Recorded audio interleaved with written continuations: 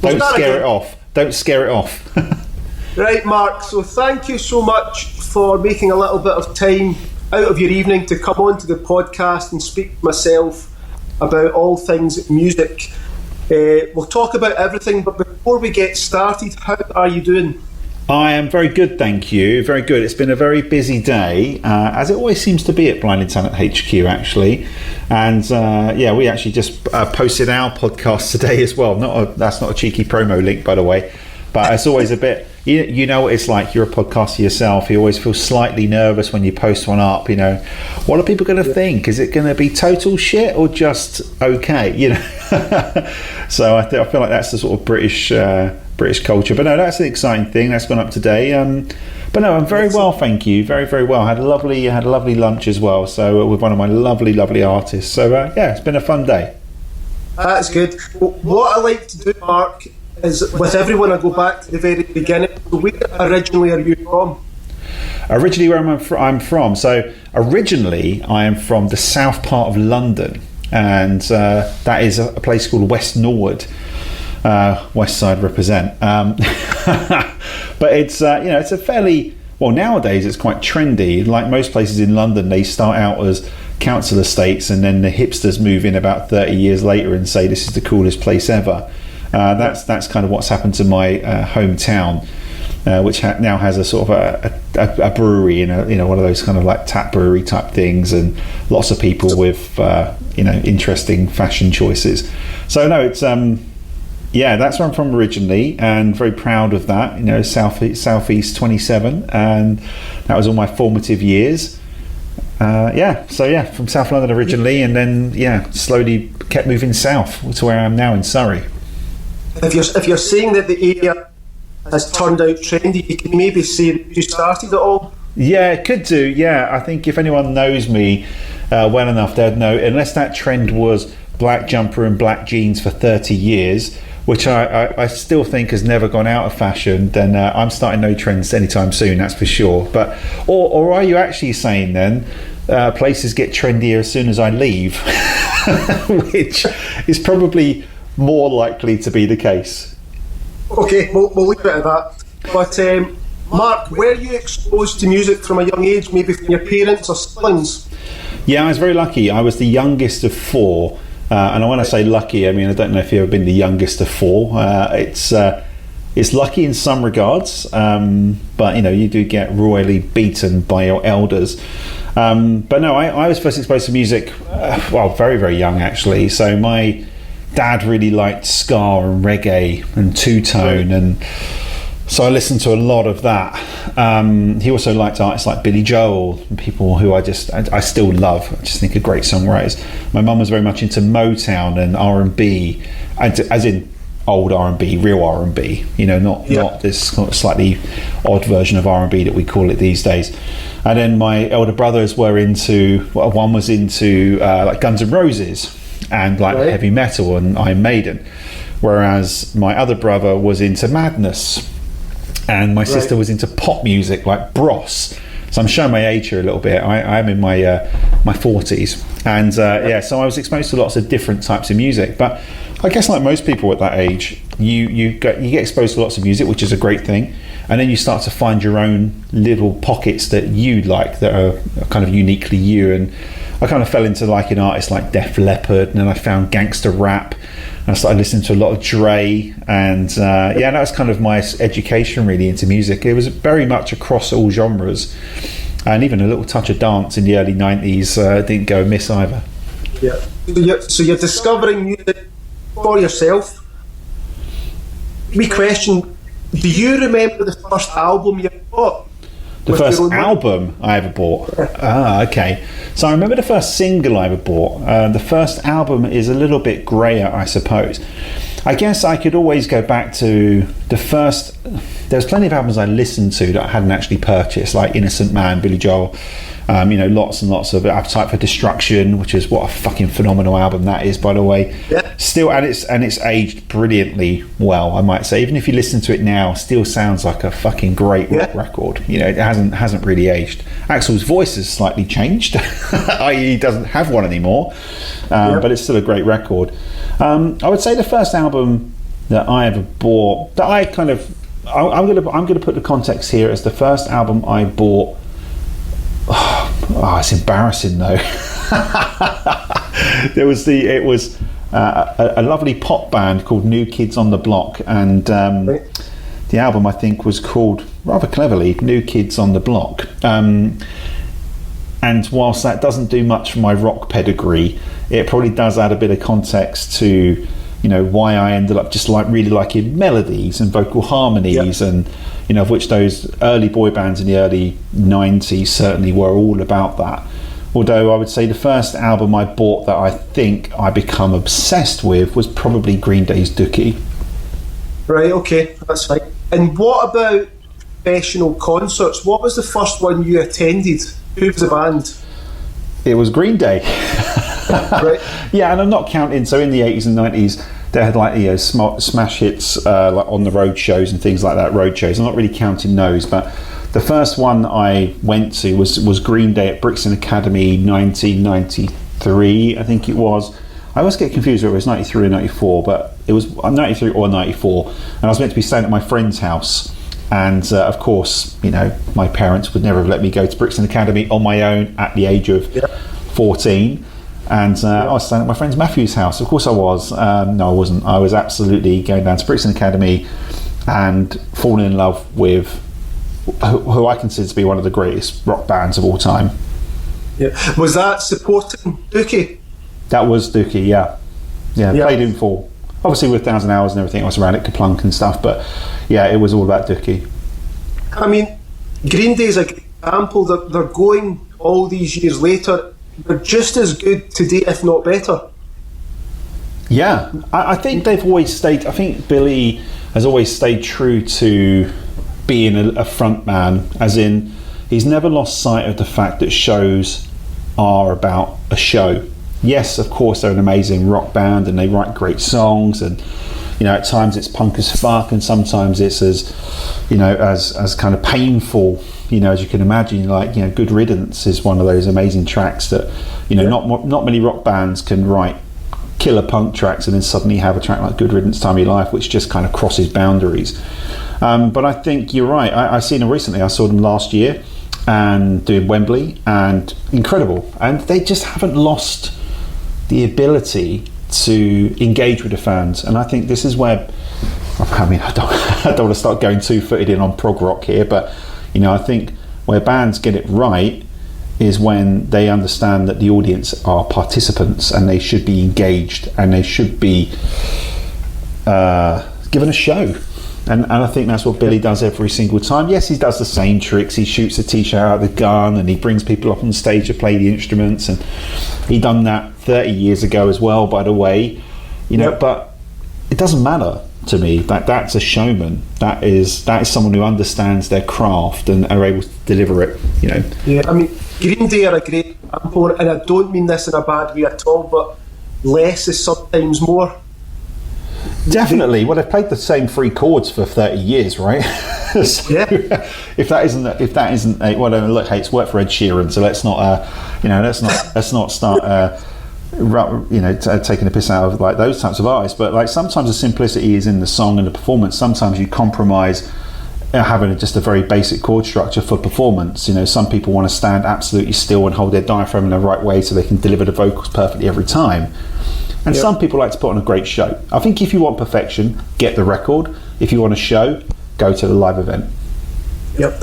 So Mark, obviously looking at your career, I think it's on your social media, you've got a great wee caption, your name, you know, director of music at Channel 4 for The Box, Kerrang and 4 Music. You've got obviously blinding talent, but how does someone get to that position? What was your initial goal when you first left school? What did you plan on doing in your life, and how did you get into that career?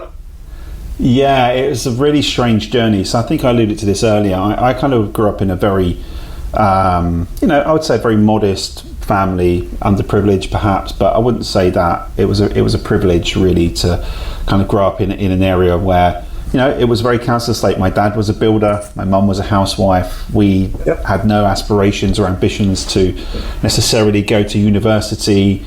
it was really, I think we were all heading towards some kind of trade, really. I think as a family, as it was just the way things went. I always had a love for music, and actually for me in the early 90s, I got obsessed with a channel called The Box. Now, for those people listening to this or watching this, some will not even know who The Box is or what The Box is, but it was a music video channel in the 90s, and it was a jukebox, so you could select records or music videos based on a 3-digit number. And I used to watch this mercilessly for hours, and I used to always think, how the fuck do you get into that screen? Like, who makes the decisions on what videos to add to the playlist? Who does that? I just didn't know. I just honestly had no idea, but I loved it. I was obsessed with it. Years and years later, I was actually working it as a kitchen porter in part-time. So I went to college and I studied English and media and, strangely, sports science, they called it in our school, but it was PE. And along the way, I had a job as a kitchen porter. I actually worked in a toy shop, then worked as a kitchen porter, just washing dishes. And then, I just had an opportunity. It was a bit of a nepotism thing. So my older brother, Scott, he was I guess he was kind of the black sheep of the family, like as in he was quite intelligent and wanted to go to university, and I very much looked up to him for that. And he managed to get a job at the Box. And then a position came up, and it was working, just horrendous hours, 8 p.m. at night till 8 a.m. the next day, Fridays and Saturdays. And of course, when I found that he worked at the Box, first thing I did was I just badgered him. I said, I have to get a job there. Get me a job. Can you get me a job? Can you get me a job? Can you get me a job? And I think at some point he was like, look, fucking relax, But I was obsessed. And, I think eventually it was like my mum basically almost forced him to give me a job. But I must say, that was probably some of the most exciting times of my life, because I started then at the age of 17. Yes, okay, that the trade-off there was my social life. Friday and Saturday nights are gone, and my job.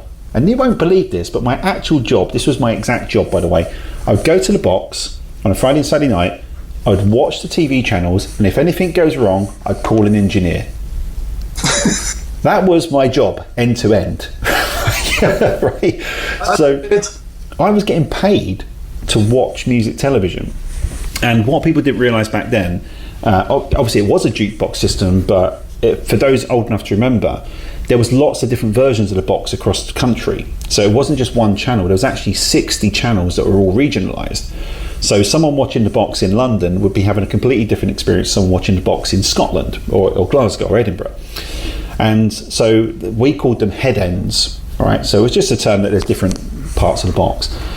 And I realised after about a month or so that the jukebox, I could control that. So people were calling up for whatever rock videos or whatever songs they wanted to, music videos. But of course my friends are calling me up while they're having their house parties and everything, going, oh Mark, can you put this on? So I'm sure there was a lot of people getting very frustrated by the fact that the same music videos get playing and over again. And that was literally because my friends would call me up and say, we're in London, can you play the brand new video from Oasis? I'm like, yeah, no worries, click.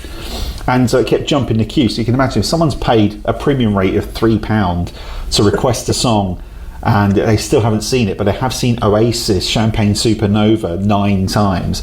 You can imagine people getting quite irate. But I guess that was when I first fell in love with curation and programming. I started to realise the effect that the order of songs have on people, and what songs are popular and what that kind of makes people feel, and what things are hot right now, or why are they hot right now. And so that's what started my journey. And I'd done that part-time role for 3 years because I was obsessed with trying to get a full-time role there, which didn't seem to be coming, actually, is the truth. And I got to about 1998 and I was just finishing up college, which I still was going to college. And I was kind of like, right, so there's no jobs here. What am I going to do? So really oddly, at the same time, it just happened that my then girlfriend was pregnant. So my first kid was also coming into the world. Could I be more South London? Probably not. And so young dad, new baby, and I had to make a decision. Was I going to university, which, I still had ambitions to do to some degree, because I thought, well, if this music thing doesn't work out, I don't think you ever truly think you're going to get a job in the music industry. Yeah. It doesn't really feel real, I think. And and so I thought, oh, do you know what? I'll go to university, I'll become a teacher. Like, this is actually what happened. And I got into becoming a teacher, a primary school teacher of all things, and I got into Roehampton and Middlesex. So I don't want this to sort of sound like a big, this is your life, but I think it's really important for people listening or watching to understand that this didn't just fall on my lap. I had to really fucking dig in, and there were moments where I could have gone anywhere else. I could have become a teacher, I could have been all sorts. But I made a decision that I was going to go and get a job, not go to university. So again, a lot of people say university, that's the key to getting into these big high profile jobs. I made the decision that young father, kid on the way, got to get a job. So I did, and I worked in car wholesale dealer finance, and I can assure you it's as interesting as that title sounds.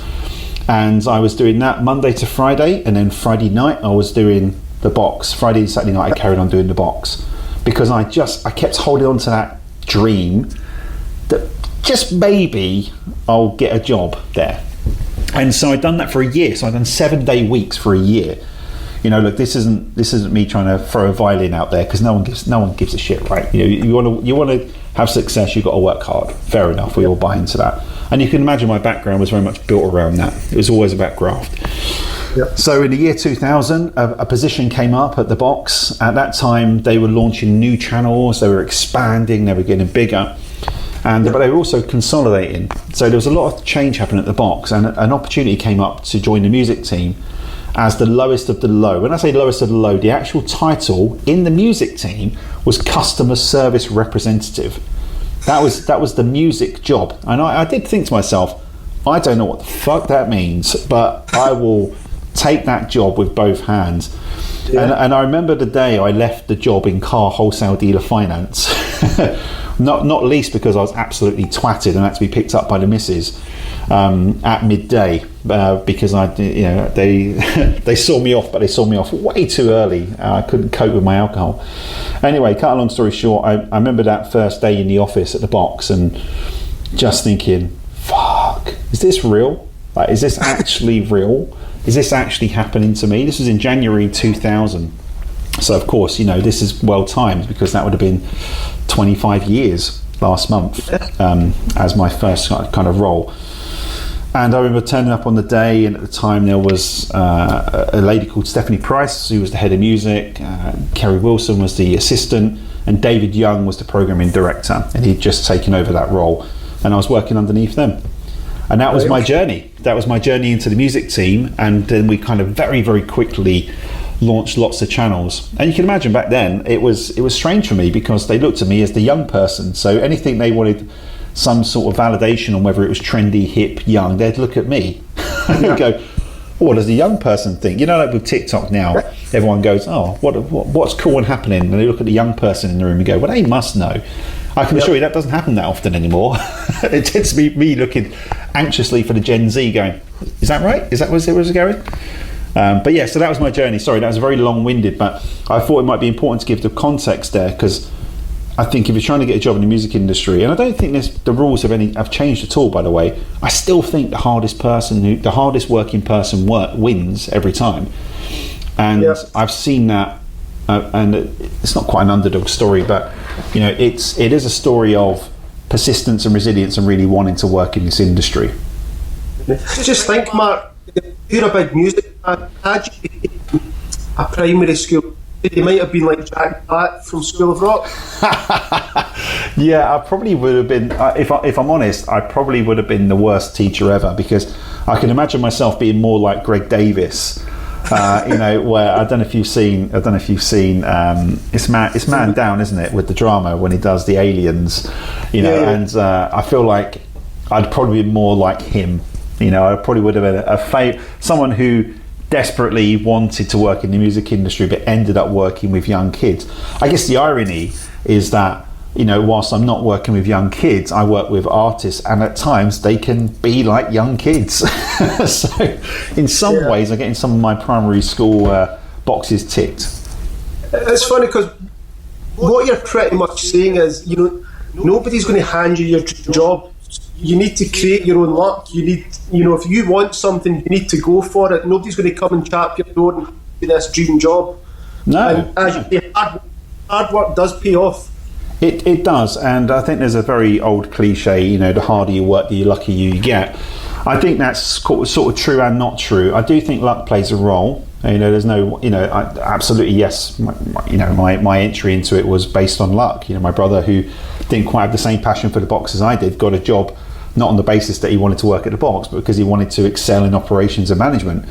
Whereas I was just always about the music, and that could have easily been an opportunity missed. And I do wonder, had I not got that job, would I be in the industry now? No. I mean, everyone has these sliding doors moments, which is why I never took it for granted. And when I had that job, I looked around on that day one and I thought, right, I know I'm at the bottom of the barrel here. I've got to climb my way right up, and I've got to work harder than every single person in this room, and my boss included, which meant that I would get in at 7 a.m. in the morning and before him. So he'd turn up and he'd see me there, and I would stay late, as much as late as I possibly could, so he would see that I'm there. And I would think of new things. I would bring new ideas and see them through without needing prompting. I would show initiative, and I would own my mistakes, and I made loads of them. I wouldn't just sit there and go, oh, sorry. I'd be like, no, fuck that. Okay, what can I do better? Yeah. So see, getting your foot in the door, and then you obviously director level. What is the time frame between that happening? Yeah, it was pretty gnarly, really. So I think I did get lucky a little bit. So I think when I joined the music team, there was a lovely music programmer there called Kerry, who then became pregnant. So naturally, there was an opportunity that formed within the first 6 months. If I could just get to her level, I'm the natural person to take that role. So of course, for 6 months, I absolutely obsessed over how does she do what she does? What do I need to learn? What can I absorb so that when she does go on maternity leave, I'm the natural replacement. Yeah. So that's what happened. So within 6 months, I went from customer services representative, which was just a really terrible title for a music programmer, really. But it is what it is. It's because I had to occasionally answer the phone. That's why they kind of gave it that. And I become music programmer. I become junior music programmer. So they didn't give me the music programmer title because I was still very young. But they did give me a junior music programmer title. So I took that and I built on it. So then I looked at head of music and I started going, right, okay, I need to learn what they do. I need to understand their decision-making process. But actually what I found was the more I got invited into playlist meetings, and it didn't happen initially that often, the more I started to have a voice and I started to express my feelings and thoughts. And what I then realised was I had a really good ear for hit music. I could really hear a song, and whether that be by luck or just by understanding melody and chorus and song composition, or just listening to hit records for so many fucking years, I was able to hear a song and immediately go, that'll work, that's going to do well.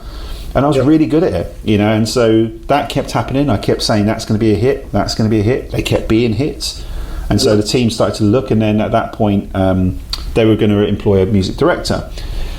Only about a year or so into it. So this was just before Kerrang TV launched, like in 2001. And I was like, oh, I could be music director. What an idiot. 1 year in, I've gone from customer service to music director. I don't think so. But the beauty of naivety and being young is that you have this rather bullish, almost belligerent approach to it. And I think it's important, not to be an arrogant dick, but you need to have that energy and fire to think you can do it. And obviously I couldn't do it. And then they brought in a music director, and then the head of music role came up, and I was like, right, well, that's mine then, I'll be head of music. No, you won't, you prick. You're like, what are you talking about? You're too young.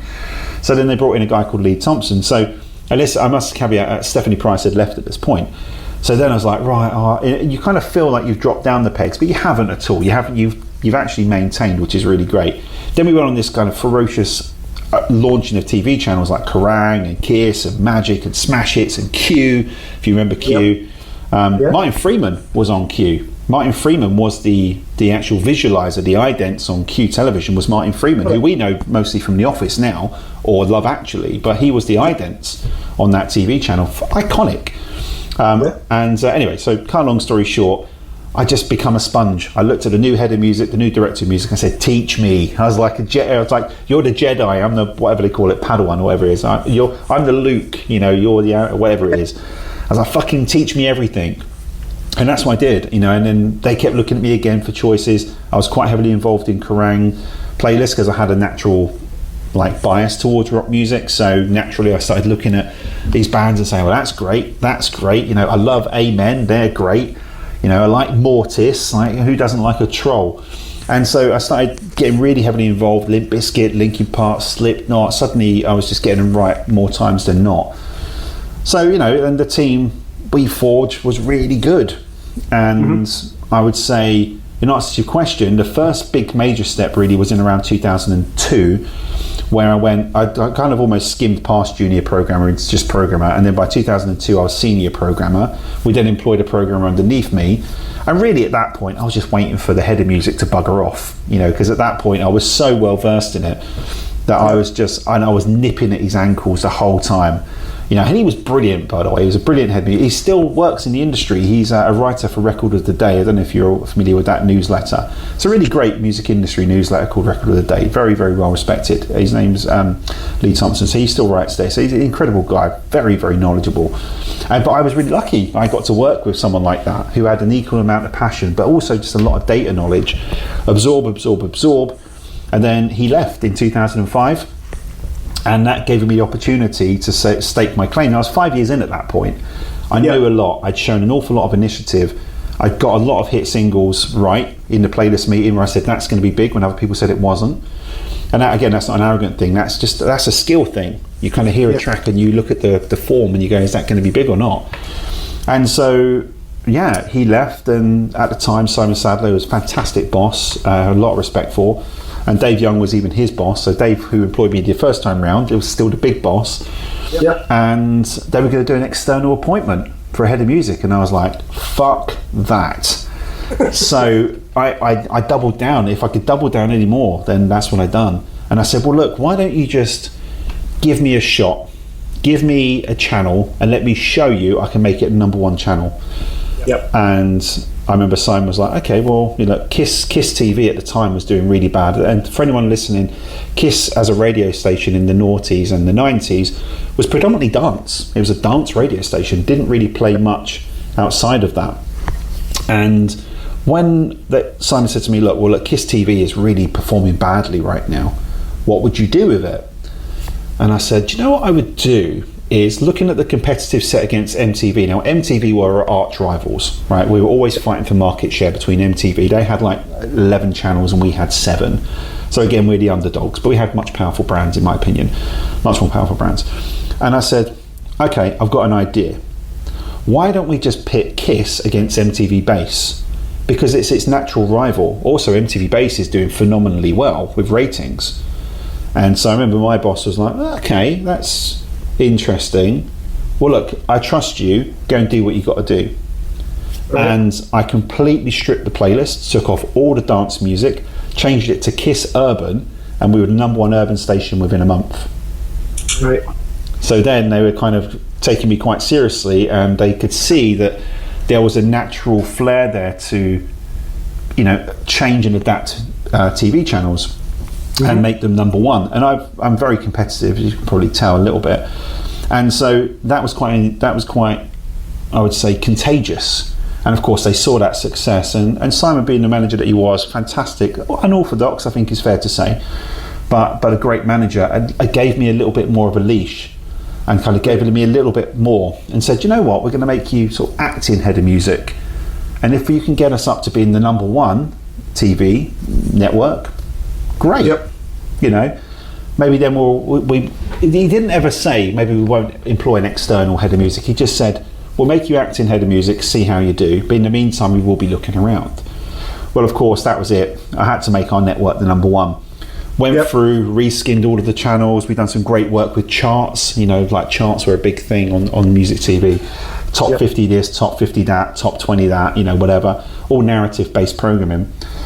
Completely done all of that, reskinned the whole lot, and then there's obviously you can have a look at it online. It wasn't just me, you know, it was a whole team, of course, but you know, we become the market share leaders under my acting head of music title. Yep. So it made it impossible for them not to make me head of music. Yeah. And that was my job, was to make it impossible for them to say it's not my job. And so, at what stage then did you progress on to Blinding Talent? Because I know you're the founder and CEO of Blinding Talent. So, at what stage did you progress on to that, and why? Yeah. Okay. So I'll kind of go a bit faster through the next stages, really. So there was a moment after becoming head of music, and then Channel 4 came in and bought out the network, so they could see we were very successful.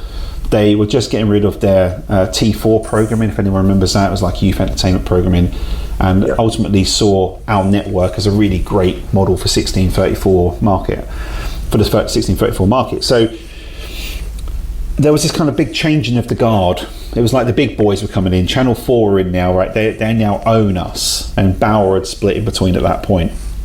And that was like the next chapter of my career, really, because that was what I would consider proper television.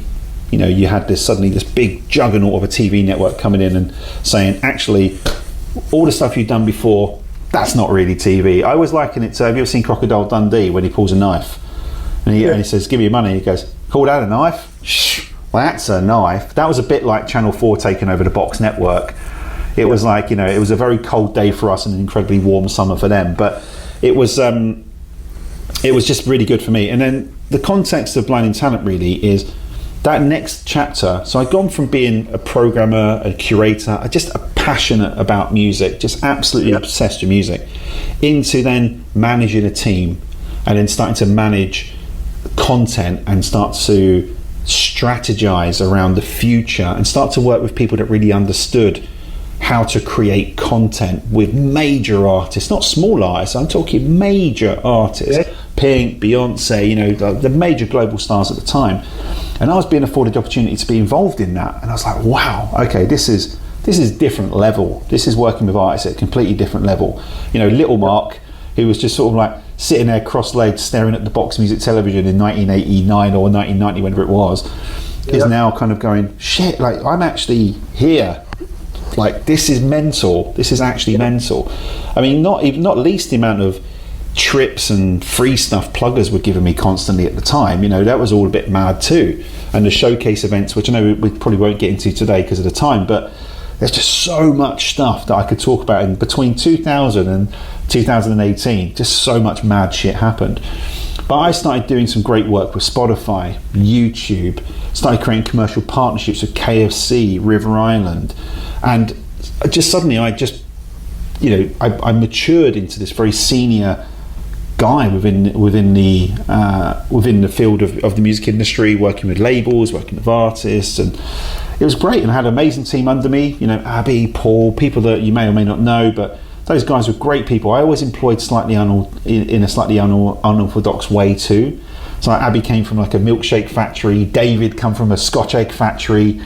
I don't know what it is about factories. Paul actually was probably the one slightly more normal recruitment person that I brought in. But along the way, I've just done some really amazing things. And I even started to dabble in artist management. And I think this was really the start of it for me.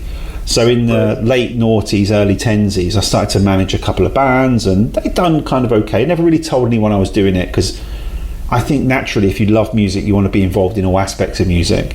And quite naturally, I started to fall in love with certain artists, and they weren't big artists, they were independent artists, unsigned. I just loved their music, they excited me. And so there was a band called Forever Never who I worked with, and whether you know them or not, I don't know, but they were like a metal band from Essex, and I just kind of really liked them, liked the people, got involved. So that gave me a little taste of it. And then in fact, slightly earlier than that, I'd done a job with Neon Jungle, which was a Sony artist, and they had like a few top 10 records, and that again gave me the taste for it. So I always kind of thought I'd love to work with artists more closely and take all of this great knowledge that I have around content and marketing and working with labels and understanding A&R and just having a good ear for music and just actually liking music. Yeah. A lot of people in the music industry don't like music, which I find mad. That sounds like I know it sounds a stupid thing to say, but you tend to come across people, certainly of my age, 40 plus, where they've been in the industry a long time and they're just a bit over it. I still get really excited when I hear great new music. I do genuinely get excited. It gives me goosebumps. And I think as long as it's doing that, that's a good sign. That means you're in the right place. And so ultimately I become director of music in 2012, which was just an extension to my role. I just had more teams under me. It was almost so slightly reflective of the fact that the TV market was shrinking, so naturally you climb and look after more teams. So that's sort of an efficiency thing. But it also did afford me the opportunity to do some really cool stuff. Great partnerships, Shazam and all sorts of fun stuff. But ultimately it was YouTube kind of kickstarted in 2006. TV was dying from 2006. Once YouTube launched, everyone knew that it's a bit of death by 1,000 cuts, I think. And I think by the time we got to 2018, I was quite grateful to be able to leave Channel 4 at that point. Before they've already resuscitated the body enough times, right? Jump out before it gets into the morgue. But I loved it, and I was incredibly privileged to work there for such a long time. So once I left Channel 4 and leading into Blind Talent, I had 2 years really of just working in a variety of roles. I was quite nomadic. I worked in AI in 2018. People think AI has only just been invented. I can assure you it hasn't. And we developed developed one significant software app actually, which is still used today and is globally recognised, called Figaro. I started to work in sync and licensing and publishing. I started to consult with labels in South Asia and New York. I started to work with lots and lots of interesting artists, but it was all very contracty, freelancey, consultancy type basis, which actually served me brilliantly well, because I didn't really know what you do after Channel 4. Where do you go after Channel 4? It's a bit like signing for Man United, or actually I hate Man United, I'm a Chelsea fan. It's a bit like signing for Chelsea and then the only option next is Real Madrid. It was only that. There's no way I'm going to Burnley, right?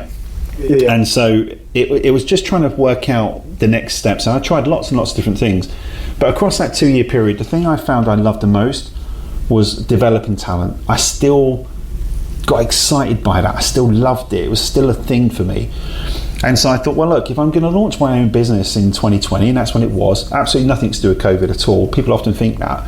It's like, not in the slightest. It was really just to do with I had a contract that was ending. I mean, COVID was an annoyance, but in fact, in many ways, for me, it was a great thing, right? Because it's a digital marketing company and a digital talent development agency. Great. You don't have to be anywhere but your house. Good news. You're all in. A literal captive audience. Hello. So that launched in June 2020, and initially it was just about developing talent and managing talent. But I realised very quickly that the industry is quite gatekept for independent artists. It's quite tough for independent artists. There's a lot of bad characters out there, and I thought there's got to be a better way of doing this. There's got to be a better way of working with talent. So very, very quickly within the business, I realised actually, why are we different? We want to help artists get into the industry. We want to, a bit like Mark in the 90s. I needed someone to help me actually get closer to the industry, because I had no idea. It was on the other side of the fence, and that fence was 20 feet high, and I'm only 6'1". I'm never going to climb that. I need someone to give me a boost up. And so that's what happened. I just thought, that's why we're different. We actually give a shit about artists, which sounds like a mental thing to say, but that's why we're different. And so we want to make sure that we give a shit about artists, we give them really great advice, but also just start to develop them holistically. So it's not just about, hey, have you got 100,000 streams yet? Because that doesn't mean anything. It's about shows, it's about connection, it's about knowledge, it's about knowing the rules of the game. You're in a game. This is a game. You're in a game, and you've got to know the rules, and sometimes you don't know the rules, and that can be quite a painful experience, and you can get duped, and you can get all sorts of mad shit happen to you. But I just thought that's why we're different. So then that's when the journey started developing talent, and then very quickly realised marketing companies out there, a lot of them in the independent space, are bad characters. So started to offer a different alternative, which was steeped in credibility, in integrity, in real tangible results. I know this all sounds like marketing jargon, but genuinely very passionate about moving an artist from one space to another. I get as excited as they do when they start to see that dial move. I genuinely do. And so that's what we done. We started working with talent. We had some really great talent under our belt straight away.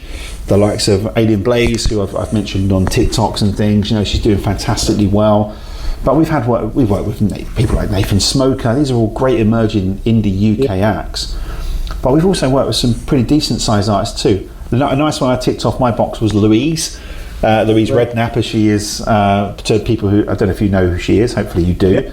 But she had a song in the 90s called Naked around 1995. Now, I was about 15 at that point, so you can imagine. Yeah, remember that one? Yeah, well, exactly. That was a box firmly ticked. Would you like to do a greatest hits? Yes, I would like to do it, and I would do it for free, happily, just because, little Mark can't quite believe that is now what he does. He works with Louise. It's refreshing to hear that, yes, it is a business, but that you've still got so much passion. I had someone on the podcast just a few episodes ago, and he owns a recording studio away up north of Scotland in Stornoway, of all places. Yeah. You can't get any further north. And he owns the recording studio. He's a sound engineer. He started a record label on the back of it, and it was all because he was surrounded by all these amazing artists, all these musicians, and they just didn't have a chance to get music out there. So he said, I'm going to help you get out here, because yes, it's a business, but I love the music. And he came up with his own deal.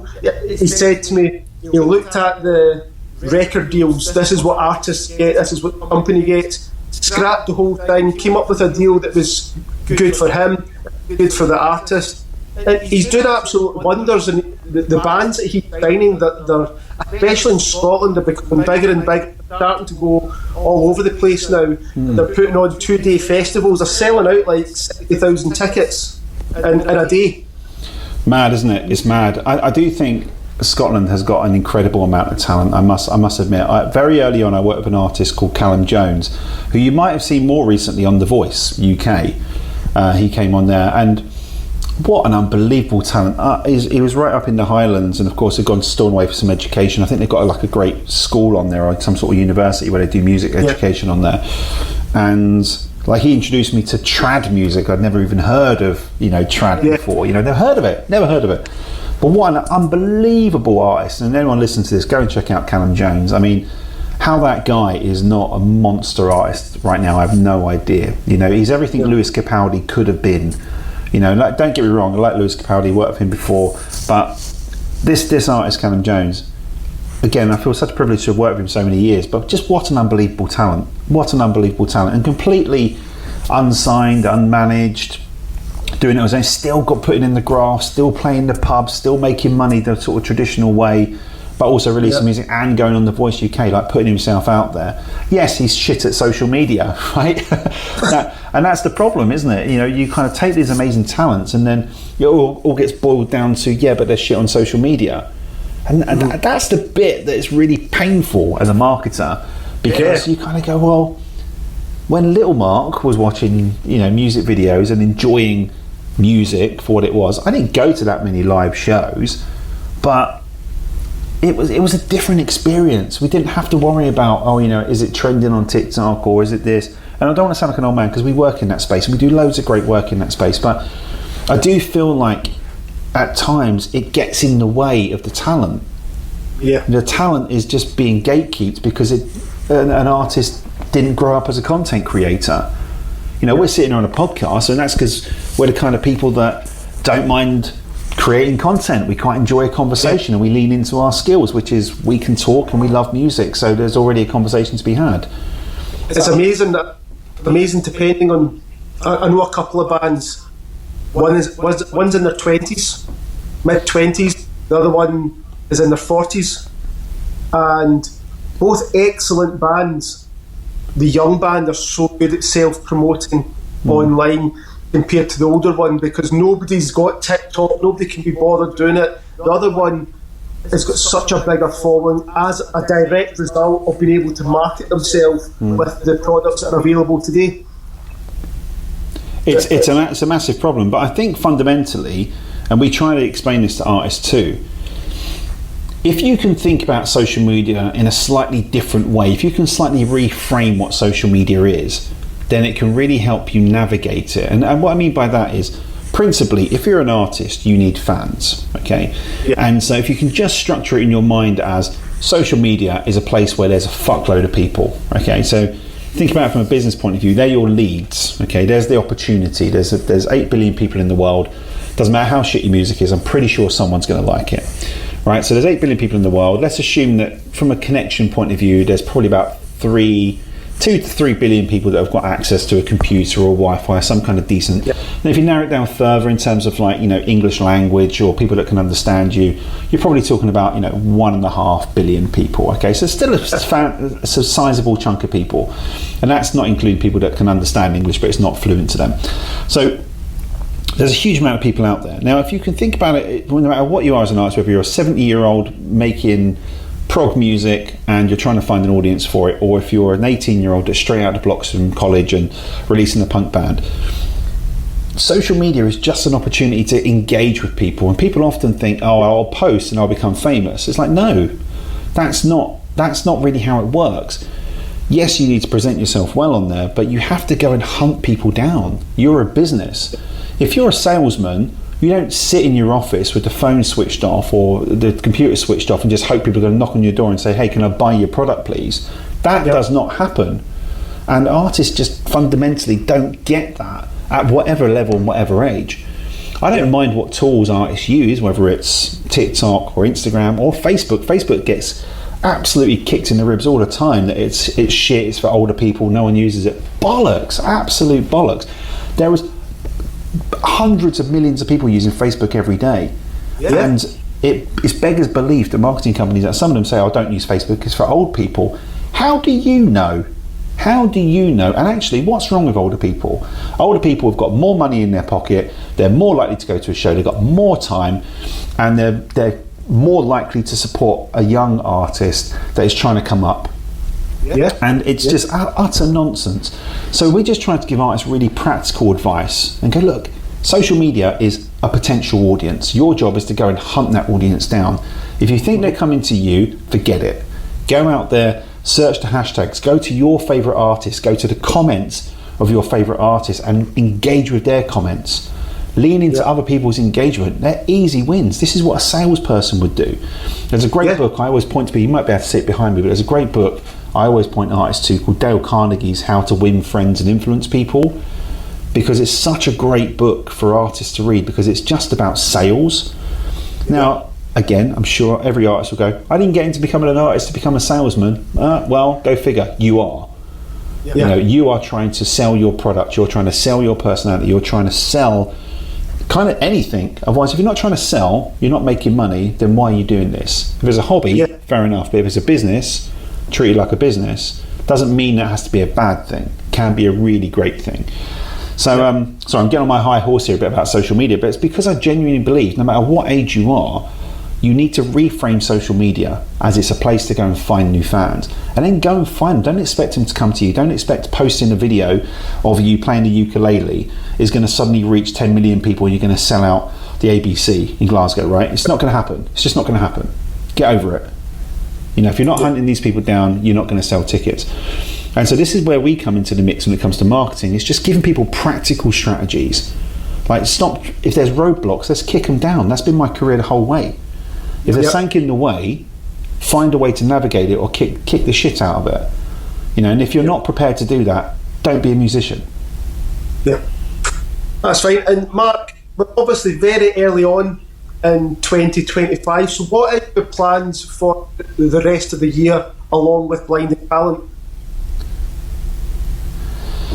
Yeah, so we have a lot of plans this year. I think, like any business, we turn 5 in June of this year, which is incredibly exciting. A lot of small independent businesses, and we are a small independent business, they don't often get past year 3, let alone year 5, and certainly not in the midst of a pandemic. So I'm very, very proud of the fact that we are, still going and still around. But this year is all about, we've upgraded the way that we work with artists. Again, we ask artists for feedback every year, and we say, look, how can we improve what we do?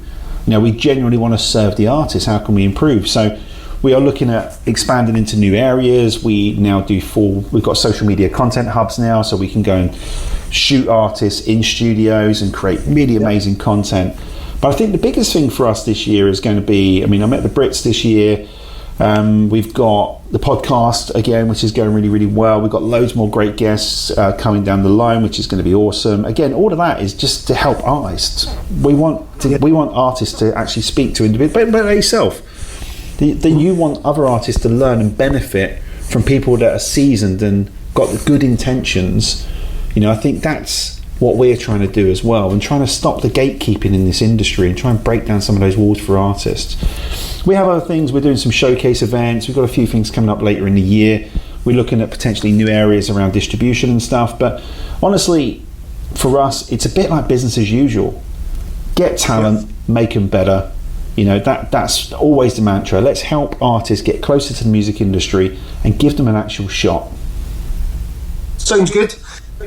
Now, we're obviously at the end of the podcast, but what I like to do is end on a couple of fun questions for yourself. Okay.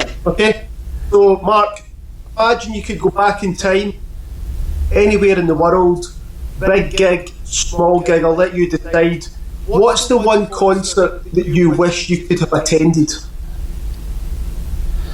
Oh my God, there's so many, isn't there? I think the natural one would be like your Band-Aids or Michael Jackson Thriller tour. There's so many options there. I think every time I see that Limp Bizkit Woodstock performance, I think every time I see that, I just think, fuck, I wish I was there. That would have been, when Faith drops and he goes, well, I gotta have wife, and you just see the crowd and you just think, fucking hell, so many people. So many people did actually get injured. That's not a good thing, but you can't help thinking, God, I'd love to have been there. I'd love to have been there at that point. That would have been mental. I was very lucky to go to a lot of gigs in my career. I saw Red Hot Chili Peppers do the Garage, which was pretty mad. That was around the By the Way album. And that was fantastic. Very, very lucky. But if I could go back and I could have done that Limp Bizkit Woodstock, I thought you maybe said Green Day at Woodstock in 1994 when they had the mudslide. Yeah, that was great when they're throwing all the stuff on stage. Yeah, that was brilliant as well. Definitely, that's a great shout. But I've seen Green Day a lot. I've actually performed on a lap dancing pole in front of Green Day. Maybe that's a story for another time, but I was very drunk at the Kerrang Awards, let's just say that much. So I feel like I've seen enough of Green Day, and frankly Green Day have possibly seen enough of me. But we'll not say any more on that. Another question then for you, Mark. As you know, there's been thousands, millions of songs written and recorded across the years. What's the one song that you would like to have sat in the recording studio and witnessed the band record it? Yeah, it's a great question. I think there are lots of songs I would love to have been in the studio at the original time of recording. Of course, some of them now have been documented within documentaries, so I kind of feel like in part I've been there. Great question. I can think of so many great songs. I'd love to have been, look, whatever people think about Michael Jackson, I get it, right? But to have been there when he was recording some of those iconic hits, like Man in the Mirror, like something like that in that studio would have been incredible. Any Guns N' Roses track, I'd love to have been there at that point. Let's Get Rocked, Def Leppard, one of my childhood absolute gems. But I think if I had to be in one studio and one song that I'd love to have heard recorded, probably, I can't remember what it was called though. What was that Jedward song in the early noughties? What was that one called? Was it Ice Ice Baby or something like that? Because what I would have done is I'd have pulled the fucking plug out and wrung it around their neck and said, please don't ever sing on a record again. But no, seriously. No, actually, I'm serious. No, probably Eminem, My Name Is. I think that would have been absolutely amazing to be in that room.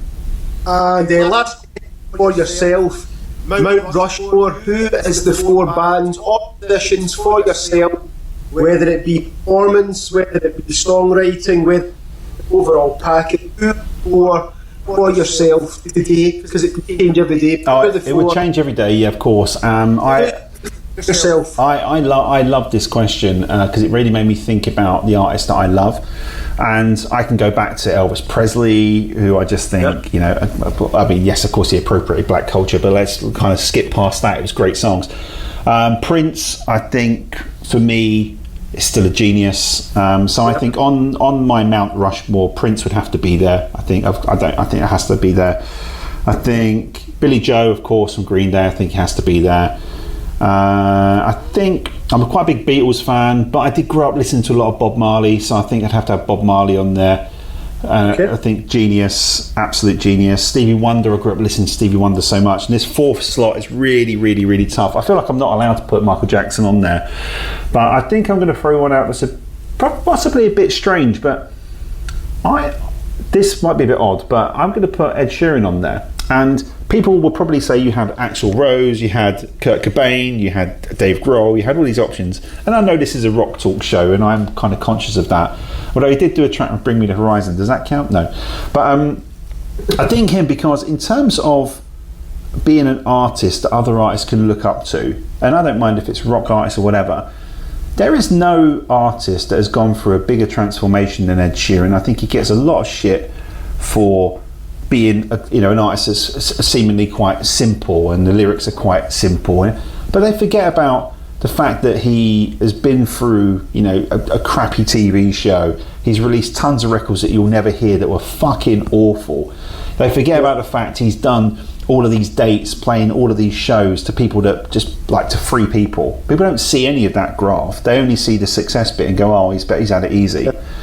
I think he is an absolute icon of a pop star because, and I'm not saying this because I've had the privilege of working with him and done a few things with him, but I just think he understands that there's a balance between writing great music and marketing your music. And I think the team around him, Atlantic Records, who frankly are the best in the game, they just are. They're very intentional with their marketing. They've taken a pasty white ginger kid and gone, we can market this because the music is great, and that's often what outs. And I do think probably deserves a little bit more respect from the music industry community than he gets. And I think people see it as quite cynical and, he's got a relationship with Taylor Swift to sell more records. Well, yeah, that's marketing. Get over it. There's been a lot of rock bands out there that should also be doing the same thing. But I would say Ed Sheeran. So that's quite a mad mix, that, isn't it? I realised that if I put any girls on there, I haven't put any girls on there. Oh, no, I could have put Adele, Beyonce. I'm just looking at my list. The list, honestly, was so long. Ed Sheeran is interesting because I don't know too much about him, but I watched him play with his head. I don't know if it was his own concert or if he was headlining a festival, but there was one person on stage, him with a guitar and a microphone, and he had 60,000 people in the palm of his hand. Yeah. Not easy to do. And what he done was it look effortless. Yeah, because he's that good. Yeah, absolutely. Look, this Suffolk-born guy, has come from a fairly not a wealthy background. He's had to work hard the whole way, and you're right. Do you know what? And actually, just on that point, I would say that's a really interesting point you make, because that's also why he's so marketable, and that's why labels loved him so much in the early days. Is that he's very scalable as an artist. If you think about these prog rock bands that have got 9 members, or Dragon Force, if you remember them, was it like 18 members, or what was the other one, the Polyphonic Spree, 35 members. I mean, look at the P&L on that for a record label. You're not getting signed, fuck that, it's not going to happen. And he turns up with a shitty little guitar and a loop pedal and sells out Wembley Arena. The record label was like, this is amazing, look at the margin on this. But that does filter down, and the pricing on the merch is reasonable. Everything kind of filters down a little bit, so everyone saves a bit of money. But yeah, I think there's something to be learned there, because often, this is a last little thing, sometimes bands say to me, why am I not signed yet? I'm like, well, you've got 6 members of the band and a label's got to pay all of you, and 1 million streams is only going to get you less than £1,000. You need to be selling out O2s, to even get close to a label thinking about you, because you're just not economically sound. It's why increasingly we're seeing rock bands being one person. Yeah. It's a rock band, but it's one person, and the back is just sessions. They're just sessions as and when needed. Yeah. Why not? Well, Mark, much for coming on the podcast. It's been a pleasure to meet you, to speak to you, to pick your brain about your career, all things music, and I'm very happy to be on. I decided to speak to myself. But until next time, Mark, thank you so much. Yeah, thank you. Really enjoyed it. Thanks for having me on. And really enjoyed it. And I really liked your previous podcast as well. So people need to go back and listen to your old ones too, because they're fucking great. So well done. It's really good. Cheers, pal. Thank you. Cheers, man. See ya.